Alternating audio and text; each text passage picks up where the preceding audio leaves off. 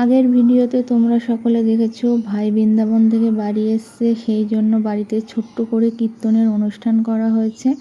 সেটা তোমাদের সঙ্গে শেয়ার করেছিলাম। তার জন্য কি কি ব্যবস্থা করা হয়েছে সেগুলো সব কিছু তোমাদের সঙ্গে শেয়ার করব। তো পুরো ভিডিওটা দেখতে থাকো, আশা করছি ভিডিও তোমাদের ভালো লাগবে। আমি চলে এসেছি যেখানে কীর্তনের দল বসবে, যেখানে কীর্তন হবে সেই জায়গায়। এখন মাসিদের গুরুদেব উনি কৃষ্ণ কথা বলছেন, আর এখানে অনেকেই সেগুলো শুনছে। আর এরকম আমার মাসি চন্দনের বাটি নিয়ে চলে আসলো, সকলকে চন্দন পরিয়ে দেবে। আমার এখনও চন্দন পরা হয়নি, আমি চন্দন পরে নেব। তার আগে চলো তোমাদেরকে রান্নার জায়গাটা একটু ঘুরিয়ে নিয়ে আসি, রান্নার জায়গাটা দেখিয়ে নিয়ে আসি। রান্নার ওইদিকে কতটা কি ব্যবস্থা হয়েছে সেগুলো সবটা তোমাদেরকে দেখিয়ে নিয়ে আসি। চলো ওইদিকে যাওয়া যাক।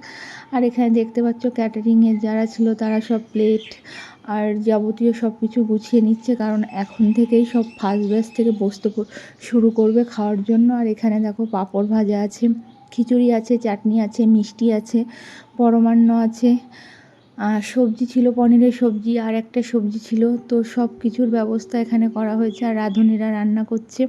আর আমি এখানে সব এসে তোমাদেরকে দেখিয়ে দিলাম, নিজেকেও একটু দেখিয়ে দিলাম। তো চলো এবার এখান থেকে চলে যাই, যেদিকে কীর্তন হচ্ছে ওই দিকটাতে যাই, গিয়ে দেখি ওইদিকে এখন কি হচ্ছে। তো চলো ওই দিকটাতে যাওয়া যাক।